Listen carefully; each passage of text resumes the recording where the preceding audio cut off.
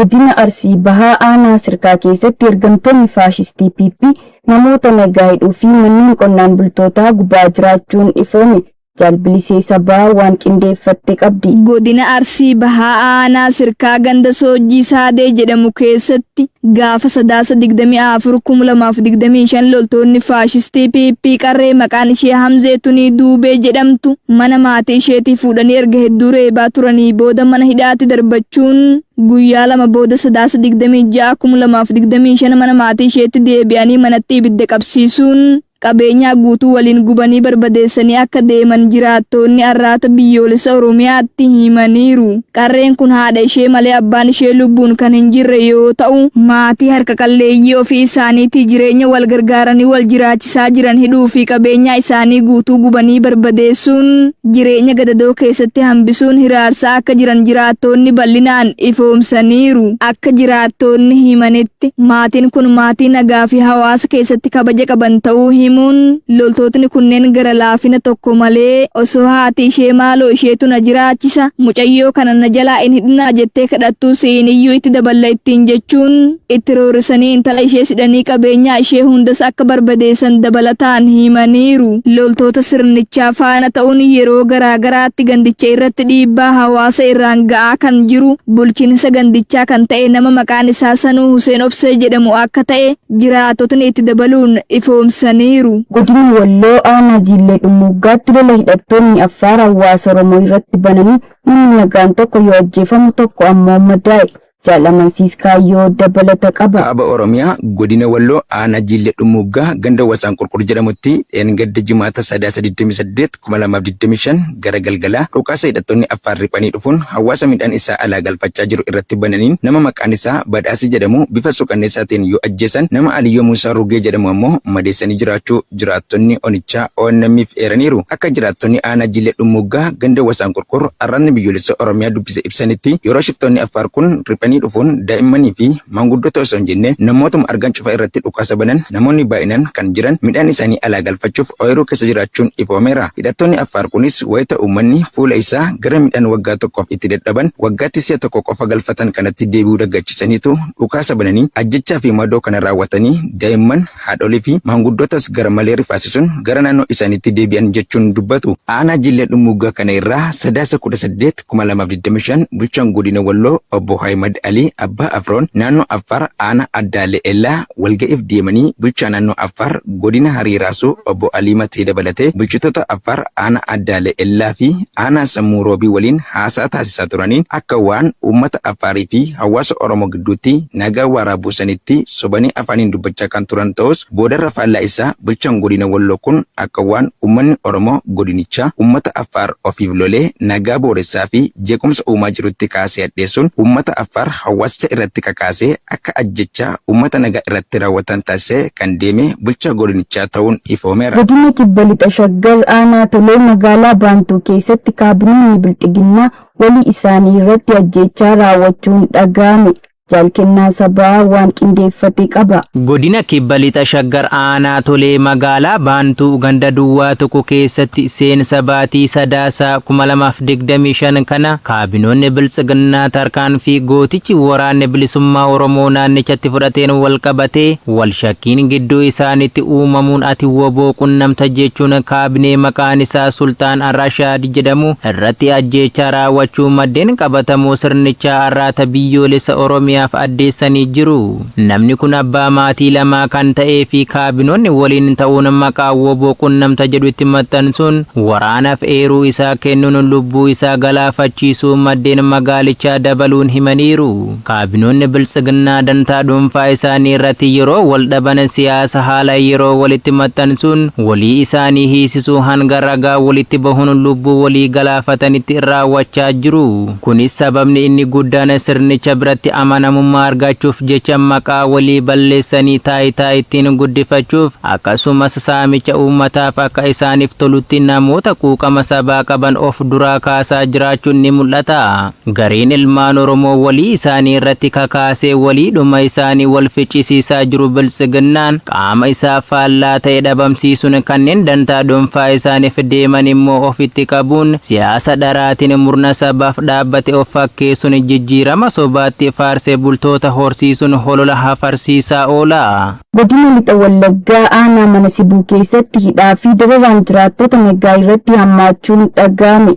Jaalsabaafan Waaggaarii dabalata qaba. Godina lixa Wallaggaa aanaa mana Sibuu bulchiinsa magaalaa Mandii keessatti hidhattoonni biltsiginnaa ergama hidhuu fi ajjeesuu fudhatanii bobba'an namoota nagaa irratti dararaa ulfaataa raawwachaa jiraachuu jiraattonni magaalichaa arraata biyyoolessa Oromiyaaf addeessanii jiru. Kunis sababa dhiyeenya kana gootichi waraana bilisummaa Oromoo ganda Harawwee Dambii jedhamu keessatti loltoota sirnichaa lolee injifannoo boonsaa irratti galmeessee ordofee akka waan qaamni siyaasaa hawaasa waliin mari'atee bakka tokko lolutti fakkeessuun jiraattota dararuu fi qabanii hidhuu cimsanii itti fufanii jiru. Akkuma kanaan aanichatti dhalataa magaalaa Mandii ganda Duwwaa 4 fi hojjetaa dirree misoomaa kan ta'e nama maqaan isaa obbo Hiikaa Waaqjiraa jedhamu tarkaanfii waraana bilisummaa Oromoo nurratti fudhate ati akkamitti dursitee dhageessee hojiirraa aftee ati waraana bilisummaa Oromoo waliin odeessa wal jijjiirta ittiin jechuun nama nagaa qabanii hidhuun ifoomeera. Dhugaan jiru garuu namni quunnamtii waraana bilisummaa Oromoo qabaatee fi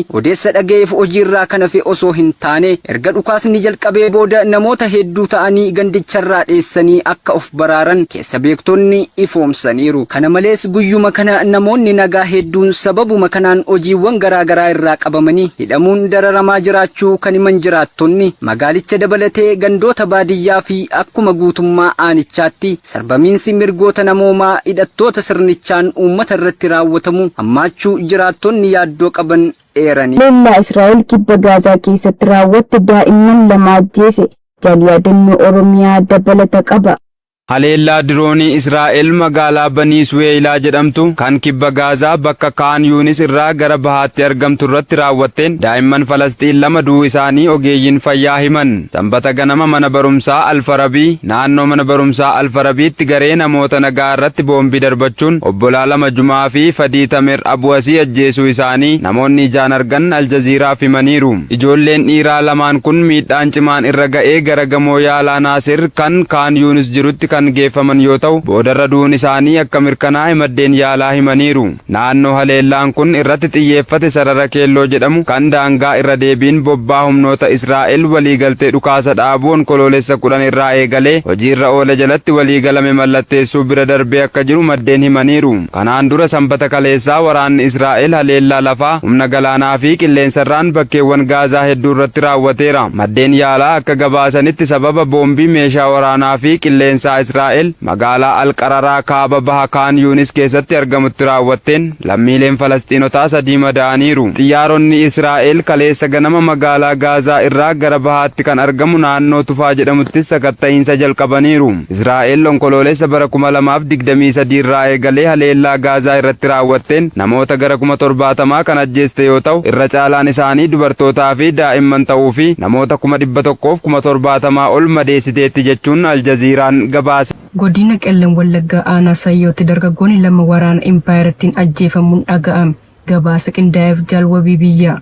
Godina Qellem Wallaggaa aanaa Sayyootti haleellaan waraana murna Piippiin gaafa 87/2025 dargaggoota lama irratti raawwatame daraan jibbisiisaa ta'uu jiraattonni arraata biyyoolessa Oromiyaatti himaniiru. Loltoonni murna bilisiginaa jibbinsaa fi gara jibinaan guutaman kunneen aanaa Sayyoo bulchiinsa magaalaa Dorgommee jedhamurraa roobii 36/2025 dargaggoota lama kanneen maqaan isaanii Muusaa Ibraahim ganda Alakuu Aabbootti kan dhalatee fi Eebbisaa ganda Kalaalaa bakka addaa Burqitoo kan jiraatu qabanii kamisa ganama sa'a 12 gubbaatti bakka addaa ganda Abbaa Jaarraa jedhamu geessuun haala sookanneessaan ajjeesuu jiraattonni arraata biyyoolessa Oromiyaatti himaniiru. Loltoonni ajjechaa raawwatan kunneenis maqaa humna farra riphee lolaa jedhuun kan of waaman hoggaa ta'u takkaa dhala namaaf gara laafummaa akka hin qabnes gochaawwan guyyuu raawwatan hojii isaanii ni ibsa. Gochi gara jabinaa fi sarbamiinsi mirga namoomaa dhala namaa irratti raawwate kun yakka sabummaa irratti raawwatee fi yakka waraanaa ta'uun isaas ifaadha. Godina Arsii Lixaa aanaa Arsii Nagalleetti maqaa gibiraan maallaqa guuruu fi namoota hidhaa jiraachuun ifoome.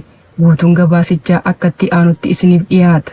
Sirnoonni abbaa irree yeroo baay'ee malaammaltummaa iftoomina dhabuu fi imaammata dabaa fayyadamuun uummata irratti harka abbaa irrummaa isaanii kan agarsiisan oggaa ta'u waggoottan torban kanas bifa addaan impaayerittiin uummata Oromoo hiraarsuu cimsuun maqaa kaffaltii gibiraanis uummanni godina Arsii Lixaa aanaa Arsii Nageellee rakkoo ulfaataa keessa jiraachuu dubbatu. Uummanni onichaa akka waliigalaatti keessumaa hiyyeeyyiin rakkoo fi hiyyummaa isaan mudataa jiruun cinatti kaffaltii garaagaraa daran guyyaa guyyaan rakkoo ulfaataa keessa kan jiran oggaa ta'u namni tokko xiqqaan qarshii 5,000 kaasee hanga 30,000tti gaafatamaa akka jiran dabaluun ibsaniiru. Aanicha keessatti hiyyeessi maqaa gibira hin kaffalle jedhuun hidhamaa kan jiru yoo ta'u rakkoo uummataa namni furu dhibuun daranuu uummata yaaddoo keessa galchee jira. Yeroo itti baatiileen qarshiin guuramaa jirutti uummanni wanta kaffalu dhabuun caasaaleef gaaffii dhiyeessu ilaalcha waraana bilisummaa Oromoo yakkanis gidirsaa akka jiran himu.